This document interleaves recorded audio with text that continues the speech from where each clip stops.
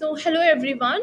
Let's start with Indian economics. Before starting Indian economics in the future, we have to go way back. That is India before independence. That is also from 1600 to 1871. And in the next video, we'll cover post 1871. Let's start. The first thing is great divergence. So the socio-economic shift that has occurred in the western world during the 19th century, it led to the emergence of the most powerful and wealthy civilization that was coined by Samuel P. Huntington. So while this process is itself not disputed, there was some debate about the timing of this shift. So, one of the questions that was raised in the literature is how far back time India resembled economics of Western Europe. So, in other words, we can say at what point did India start to differ significantly from Europe in terms of socio-economic development?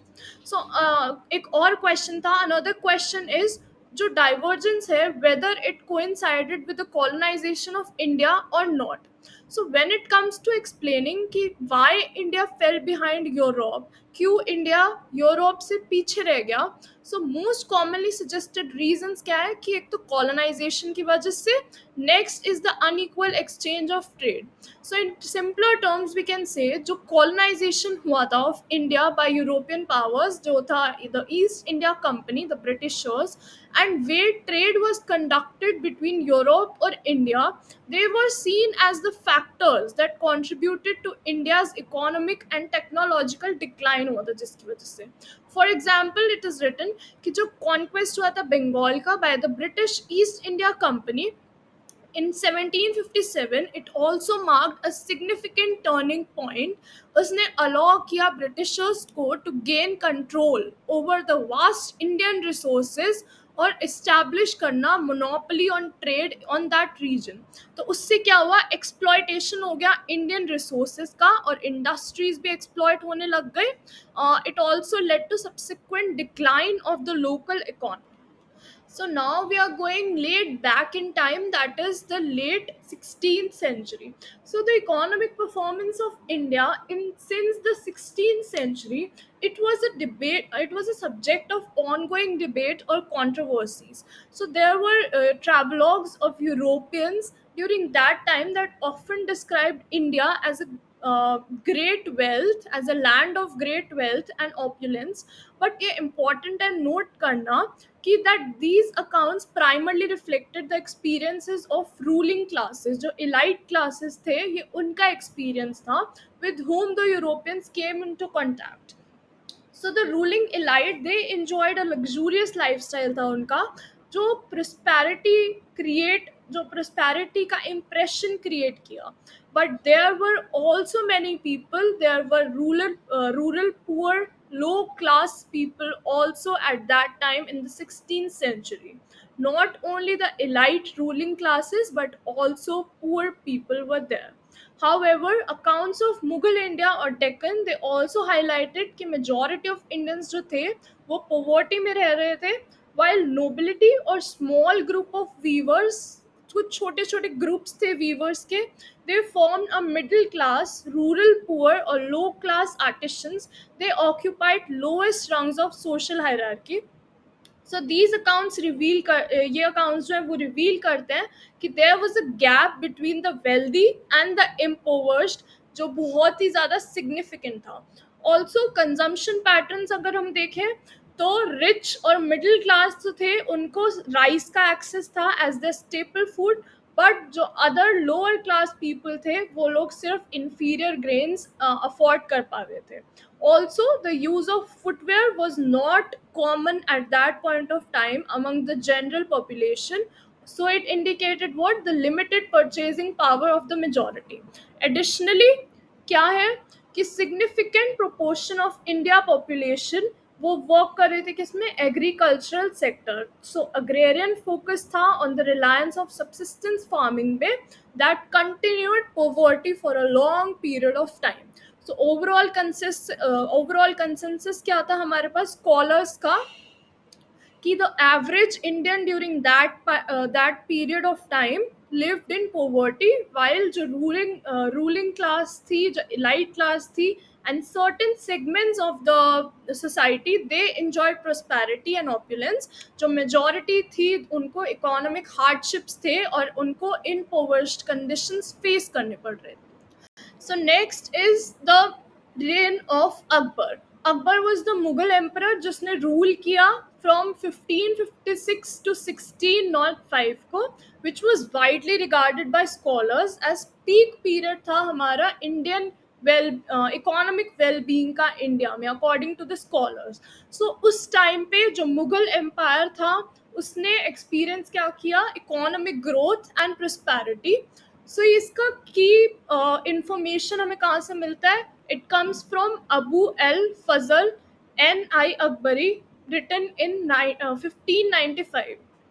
So this work, it provides a valuable insights into wages और prices के बारे में in the region of Agra, जो उस time पे क्या था, major economic और कल्चरल सेंटर था उनके एम्पायर का. सो स्कॉलर्स जनरली वो लोग अग्री करते हैं that there was a downward trend चल रहा था in real wages during the 17th and the 18th century, which led to a decline in the standard of living for many people. But however 20th century में recovery होने लगा इन real wages, जिसका मतलब है कि पीपल का, जो लोगों का परचेजिंग पावर था, वो इम्प्रूव होने लगा during the 20th century. But in 17th and 18th century there was a downward trend और परचेजिंग पावर बहुत लो हो गया था. Also, there is another scholar who was Desai, whose work in 1972 उसने claim किया कि average standard of living जो 1961 में था, it was no higher than 1595. That was Akbar's time. 1595 was Akbar's time. तो वो दोनों का सेम था average standard of living. There was no higher और लोअर. दिस ऑल्सो सजेस्ट कि डिस्पाइट सेवरल सेंचुरीज हमारी पास हो गए हैं, जो इकोनॉमिक वेलबींग है और जो एवरेज पर्सन का स्टैंडर्ड ऑफ लिविंग है वो इम्प्रूव नहीं हो पाया है in real terms. One notable observation also क्या है कि जो एवरेज वेज है 16th सेंचुरी में could buy fewer industrial goods such as clothing, but उस टाइम पे फूड ज़्यादा हम लोग बाय कर सक पा रहे थे compare to the 20th century. So this also reflects what the relative changes in the prices over time, which were influenced by shifting the productivity trends in agriculture और industry जो उस टाइम पे हुआ. So these changes might have affected क्या availability and affordability of different goods for the general population. So next is the measures that were used in literature for comparing. So to compare the wages in India and Britain, different units use होते थे. So two commonly used measures were silver wage and grain wage. So silver wage is a measure जो convert करता है wages को into a common unit of grams of silver.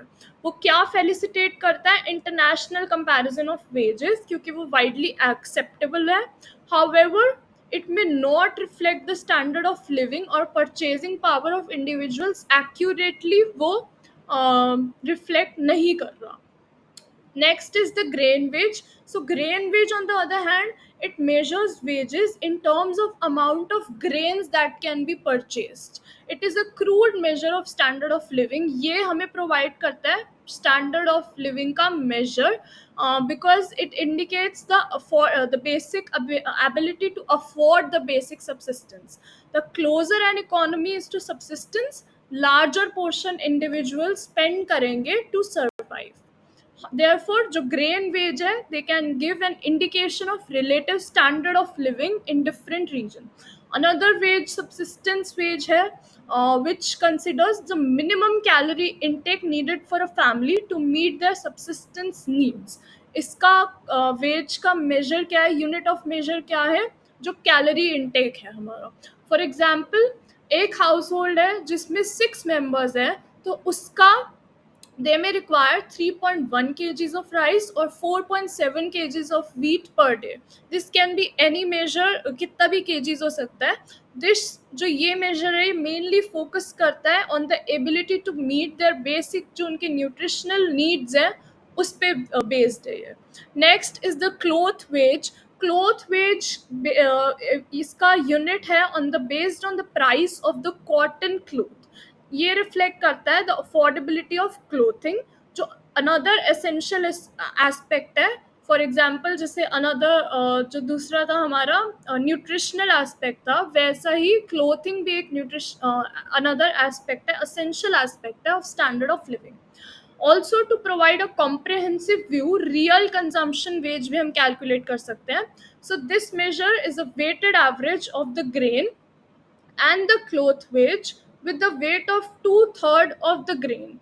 So this approach, ये जो approach है वो consistent है with the budget studies conducted for India during the relevant period, and it aims to capture, also it aims to capture what, a realistic representation of the living standard. So next is what was happening in Europe at that point of time. So at that point of time, the silver wage in the northwestern Europe, for example, to northwestern Europe के countries like Britain, it experienced a substantial growth during the 17th और 18th century में. In fact जो Britain था उसने Netherlands को भी सरपास कर दिया. It overtook Britain Netherlands in terms of silver wages during that period. So on other hand, the rest of Europe, जो बाकी का यूरोप था, it saw weaker growth, come growth हुए वहाँ पे, और higher fluctuations हुए किसमें, silver wages में. So the high silver wage that was observed in northwestern Europe, क्या वो reflect कर रहा था, high productivity है किसमें, in trading goods sector में. So these regions have strong presence in international trade, और वो higher wages generate कर पा रहे थे due to the involvement in the trade networks. So when it comes to grain wage, अभी हमने silver wage की बात करी है.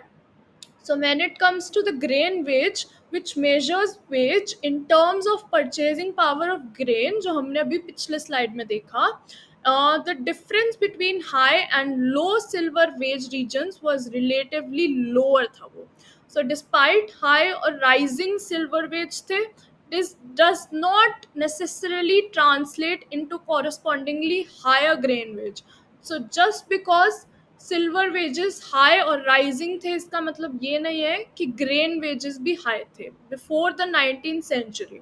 सो the patterns that was observed in the real consumption wage, it was a measure जो combine करता है grain और सिल्वर वेजेस को, was similar to that of silver wage. तो जो कंजम्पशन वेज था, रियल कंजम्पशन वेज, वो सिल्वर वेज के जैसा ही था, बट जो ग्रेन वेज था वो सिल्वर वेज से कम था. तो ये क्या इंडिकेट करता है कि चेंजेस इन सिल्वर वेज, उसका नोटेबल इम्पैक्ट था किस पे, कंजम्पशन पैटर्न्स पे, क्योंकि वो रियल कंजम्पशन पैटर्न्स को अफेक्ट कर पा रहा था पर ग्रेन वेज को अफेक्ट नहीं कर पा रहा था. तो उससे इंडिकेट करता है the standard of living in these regions. So next is, not all parts of Europe flourished equally. जो कुछ पार्ट्स थे जैसे कि north western Europe, we just not talked about, particularly जो इंग्लैंड था, जो ब्रिटेन था फॉर एग्जांपल, वहाँ पर डायनामिक ग्रोथ हो रहे थे, पॉजिटिव स्ट्रक्चरल ट्रांसफॉर्मेशन हो रहे थे. बट अदर सेक्टर्स जैसे कि अदर रीजन्स जैसे कि सदर्न यूरोप था, वो स्टैग्नेशन फेस कर रहा था, स्लो रेट ऑफ डेवलपमेंट हो रहा था उस एरियाज में. Also, indeed, this improvement of the living standards for northwestern Europe, it was not solely driven by the increased consumption of basic foodstuffs जैसे कि grain. Instead, वो largely influence कर रहे थे किस पे, on the price of the manufactured goods. So this decline in the cost of manufactured goods allowed for higher standard of living or increase access किस पे कर दिया, to wide range of goods or services. These were not solely driven by the basic foodstuffs जैसे कि grain, they were also influenced by the manufacturing goods. Next is the growth or economic growth or rising living standards north western Europe पे वो closely link किससे कर पा रहे थे, to the factors जैसे कि अर्बनाइजेशन हो रहा है, development of non agricultural sectors हो रहा था, जो अर्बन सेंटर्स थे वो हब बन रहा था of the economic activity, growth fosterization हो रहा था, ट्रेड बढ़ रहा था, मैन्युफैक्चरिंग बढ़ रहा था, इनोवेशन बढ़ रहा था। तो जो ये जो शिफ्ट हुआ from agriculture to non agriculture sector, it played a significant role in Europe in driving the economic progress. But in contrast, जबकि जो दूसरा पार्ट था यूरोप का, that is the southern Europe, उसने एक्सपीरियंस क्या किया, लिमिटेशंस एक्सपीरियंस किए of in terms of structural transformation. उसमें स्लो रेट ऑफ इंडस्ट्रियलाइजेशन हुआ, उसको वेरियस हिस्टोरिकल पॉलिटिकल इन्फ्लुएंसेस देखने पड़े, जिससे उनका डेवलपमेंट बहुत ही ज़्यादा कम हुआ। नेक्स्ट है हमारे पास, next is the data that is available from North India, specially that is available from Agra and Surat, as well as the data is from Madras, that is in South India. They indicate a certain trends जो wages में हुए during the specified period from 1595 to 1874. So जो silver wage था, which is a measure of wages in terms of grams of silver, it tended to rise. Additionally, ये observe किया गया कि जो skilled workers थे earn roughly double the wage of unskilled workers, suggesting कि जो wage differential हो रहा है, it is based on the skill level. जिसमें ज़्यादा skill है उसको ज़्यादा पे मिल रहा है, they earn roughly double, but जो unskilled है उसको कम ही पे हो रहा है।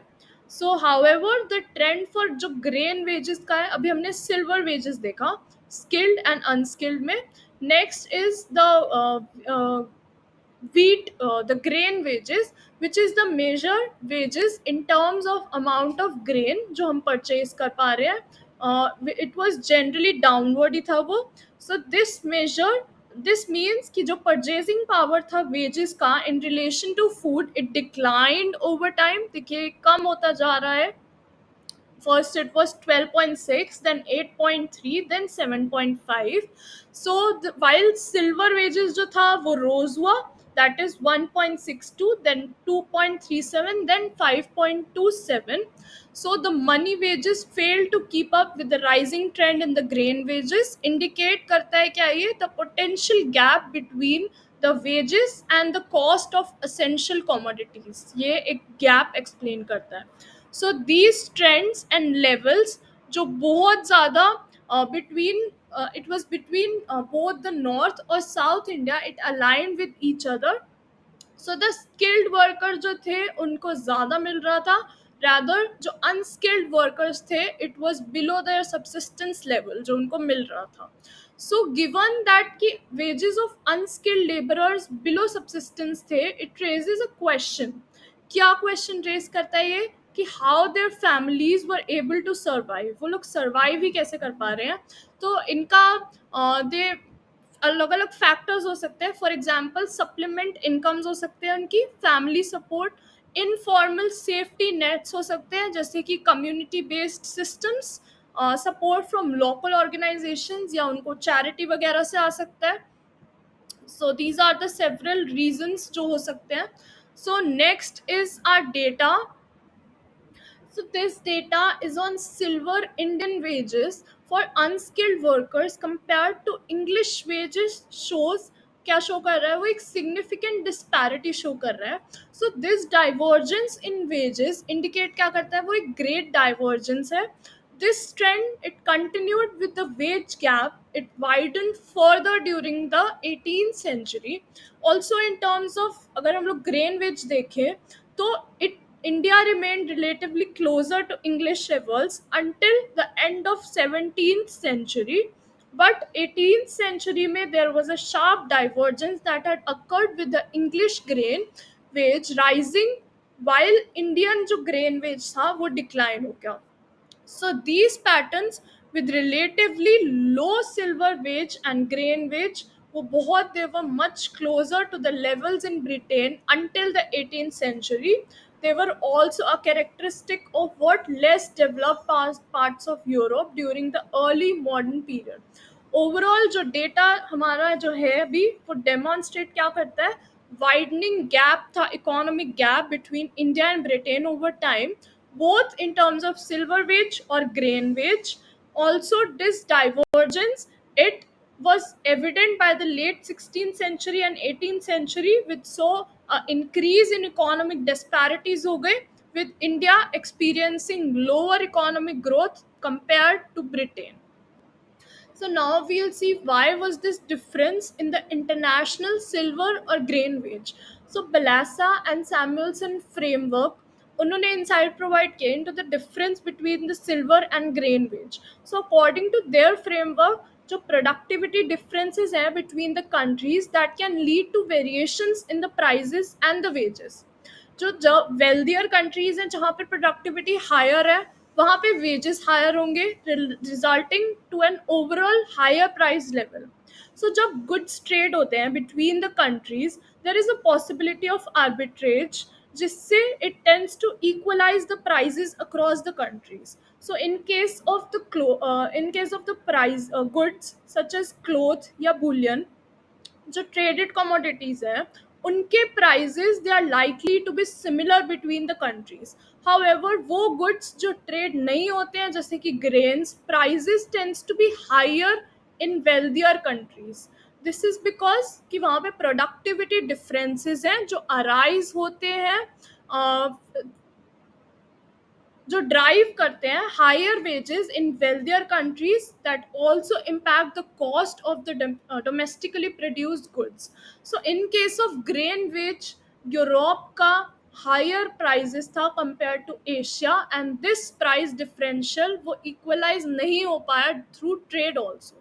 सिंस ग्रेन वेजेस जो हैं they are determined by prices of grains, higher grain prices Europe में थे that contributed to relatively comparable grain wage between Europe and India.